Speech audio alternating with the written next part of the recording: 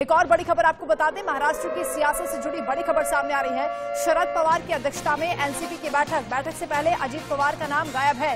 कार्यक्रम में शामिल होने वाले कार्यकर्ताओं के नाम सामने आए हैं। सियासी गलियारों में इसको लेकर चर्चाएं तेज हो गई हैं, क्योंकि इस लिस्ट में कार्यक्रम में जो कार्यकर्ता शामिल होंगे, नेता शामिल होंगे, उसकी पूरी लिस्ट है। लेकिन महाराष्ट्र की सियासत को लेकर ये बड़ी खबर सामने आ रही है। शरद पवार की अध्यक्षता में एनसीपी की आज बैठक होने वाली है और इस बैठक से पहले अजीत पवार का नाम गायब है।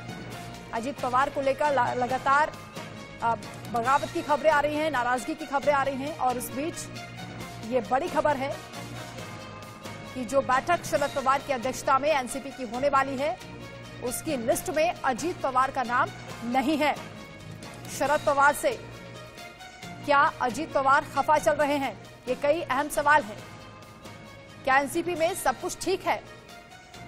महाराष्ट्र की राजनीति में क्या भूचाल आने वाला है? क्या कुछ बदलने वाला है? मुंबई से सुजाता द्विवेदी हमारे साथ लाइव जुड़ रही हैं। सुजाता, महाराष्ट्र की राजनीति में ये बड़ी खबर सामने आ रही है, कई अटकलें भी लगाई जा रही हैं, लेकिन अजीत पवार का नाम एनसीपी की जो बैठक होने वाली है उस लिस्ट में नहीं है। इसके क्या मायने हैं? जो सहभागी के कार्यक्रम आज होने वाले हैं घाटकोपर में, जहां पर एनसीपी के सभी जो बड़े नेता हैं वो मौजूद रहेंगे, साथ ही 2000 पदाधिकारी भी मौजूद रहने वाले हैं। तो ऐसे में शरद पवार भी यहां पर आकर जो है सभी एनसीपी के कार्यकर्ताओं का संबोधन करेंगे। लेकिन कल जो प्रेस विज्ञप्ति निकाली गई थी उसमें सभी का नाम था, सुप्रिया सुले से लेकर अनिल तटकरे तक सभी का नाम था, लेकिन जो है अजीत पवार का नाम उसमें शामिल नहीं था, जिसके बाद से इसकी चर्चाएं होने लगी कि आखिर उस प्रेस रिलीज में अजीत पवार का नाम क्यों नहीं है। क्या सच में शरद पवार अजीत पवार से खफा चल रहे हैं या फिर जो कुछ अटकलें लगाई जा रही थी कुछ दिन पहले, जहां पर ऐसा बताया जा रहा था कि अजीत पवार जो है वो किसी भी समय दूसरी पार्टी के साथ जो है गठबंधन कर सकते हैं या उसके बीजेपी के साथ वो हाथ मिलाकर आगे बढ़ सकते हैं। तो ऐसे में हालांकि अजीत पवार ने साफ तौर पर इस पर क्लैरिटी दे दी थी कि वो कोई भी दूसरी पार्टी ज्वाइन नहीं करने वाले, लेकिन अब जब ये प्रेस रिलीज जाहिर की गई है जिससे आज घाटकोपर में 2000 से ज्यादा जो पदाधिकारी है वो मौजूद रहेंगे, साथ ही सैकड़ों एनसीपी के कार्यकर्ता भी आने वाले हैं। ऐसे में उसमें अजीत पवार का नाम ना होना कहीं ना कहीं बड़े सवाल खड़े कर रहा है। बिल्कुल सुजाता, इसके अलावा सुप्रिया सुले ने एक बड़ा इशारा किया था और कहा था कि 15 दिन के अंदर 2 राजनीतिक विस्फोट होने वाले हैं। क्या उसी का हिस्सा है? देखिए, अगर हम इसको उससे जोड़े इस समय, तो अजीत पवार ने पहले ही इसे क्लियर कर दिया है कि उन्होंने पुणे के पिंपरी चिंचवड़ इलाके में कुछ कार्यक्रम अटेंड करने हैं, जिस वजह से वो पुणे जाने वाले हैं, जिस वजह से वो ये कार्यक्रम को जो है इसमें सहभागी नहीं हो पाएंगे। और साथ ही ये जो पूरा कार्यक्रम होने वाला है घाटकोपर में, इसमें सुप्रिया सुले भी मौजूद रहने वाली है, प्रफुल्ल पटेल भी मौजूद रहने वाले हैं। तो कहीं ना कहीं सुप्रिया सुले ने कहा है कि ये कुछ जो होने वाला है उसका इंतजार किया जाए और पहले इस पे टक्करें ना लगाए जाए। और साथ ही सुप्रिया सुले का ये भी कहना है कि अजीत पवार जो करने वाले हैं वो सभी को समय के साथ पता चल जाएगा। लेकिन आज के कार्यक्रम में अजीत पवार का ना होना, उनकी तरफ से ये रीजन दिया गया है कि वो पुणे के पिंपरी चिंचवड़ इलाके में कुछ कार्यक्रम अटेंड करने वाले हैं, जिसकी उन्हें पहले से ही जो है उन्हें जानकारी दे दी थी। इस वजह से पहले ये कार्यक्रम कल होने वाला था, यानी गुरुवार को होने वाला था, लेकिन बाद में जब इसे शुक्रवार को शिफ्ट कर दिया गया, जिस वजह से वो अपने प्लान में चेंजेस नहीं ला पाए और आज वो पुणे जाने वाले हैं और ना ही इस कार्यक्रम में बैठने वाले हैं, जिस वजह से जो है अजीत पवार ने मना कर दिया कि वो इस कार्यक्रम में सहभागी नहीं हो पाएंगे।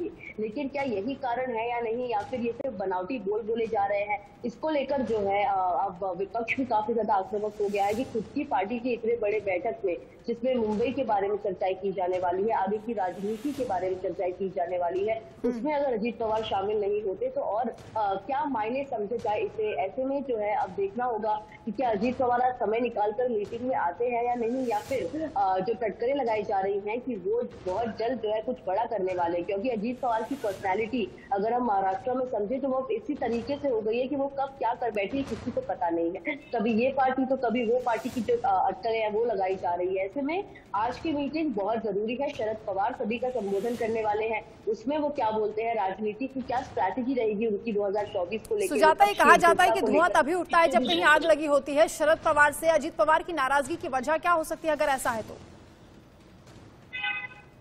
देखिए, अब अगर इसकी बात करें तो एक प्रमुख वजह जो सभी को पता है और काफी बड़े पैमाने पर जो है इसे माना जाता है, वो एनसीपी के चीफ शरद पवार ने जो है हमेशा से पार्टी की जो ध्वजा है वो प्रफुल्ल पटेल को, ऐसे तमाम जो बड़े नेता है उनको दे रखे। और अजीत पवार का हमेशा से यही कहना है कि उन्हें अब पार्टी की कमान सौंपी जाए। इसको लेकर जो है वो हमेशा से एक्टिव रहे हैं और हमेशा से इसके बारे में उन्होंने जिक्र भी किया है। जो इंटरनल कॉन्फ्लिक्ट है एनसीपी पार्टी में, वो कहीं ना कहीं एक कारण बताया जा रहा है, क्योंकि कई बड़े नेता, सुप्रिया सुले हो या फिर प्रफुल्ल पटेल हो या नितिन गडकरी हो, ये सभी बड़े नेता जो है, सभी के पास जो है बड़ी कमान है, सभी लोगों के पास बड़े पद है पार्टी में। लेकिन अजीत पवार का ये कहना है कि उन्हें एक खुद की आइडेंटिटी पार्टी में जो है शरद पवार के भतीजे के इस नाम से मिलती है, और जिस वजह से वो खुद की आइडेंटिटी को लेकर काफी ज्यादा एक्टिव भी नजर आए हैं।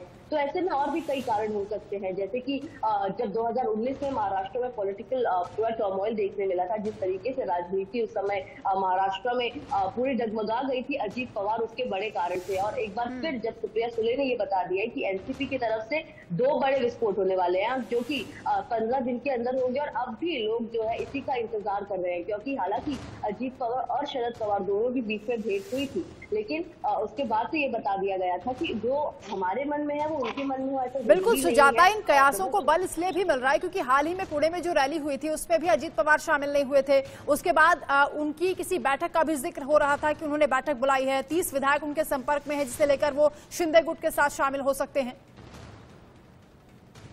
बिल्कुल, देखिए, ये सारे जो टट्टुएं लगाई जा रही थी कि 53 यानी 53 में से जो 40 विधायक है वो अजीत पवार के संपर्क में है और बहुत जल्द वो बीजेपी भी ज्वाइन करने वाले हैं। हालांकि शरद पवार और अजीत पवार ने इस पर क्लैरिटी दे दी है कि वो ऐसा कुछ नहीं करने वाले हैं। लेकिन महाविकास आघाड़ी में अगर हम दरार की बात करें तो वो अब दिखती हुई नजर आ रही है, क्योंकि पहले उद्धव ठाकरे ने कांग्रेस को लताड़ा था उनके वीर सावरकर वाले बयान पे, और जिसके बाद अब शरद पवार ने भी कांग्रेस को जो है खरी खोटी सुनाई थी, जब उन्होंने जेपीसी की मांग पर लगातार जो है वो प्रदर्शन कर रहे थे। तो ऐसे में अब महाविकास आघाड़ी एक तरफ जहाँ कमजोर पड़ती हुई नजर आ रही है, तो एनसीपी कहीं ना कहीं महाराष्ट्र में वो कैसे और सत्ता में आए, इसको लेकर जो है अब उनकी प्लानिंग चल रही है, जिसमें अजीत पवार साफ तौर पर एक बड़े नाम सामने आ रहे हैं। क्योंकि हाल ही में एनसीपी का जो ऑफिस है कोलाबा में, उसके बाहर एक बोर्ड लगा दिया गया था, भावी मुख्यमंत्री, यानी अजीत पवार के होर्डिंग्स लगाकर उस पर भावी मुख्यमंत्री लिख दिया गया था, जिसके बाद से ये टट्टुएं लगाने शुरू हो गए थे। फिर उप मुख्यमंत्री देवेंद्र फडणवीस खुद आकर बोलते हैं कि एनसीपी और कांग्रेस के कुछ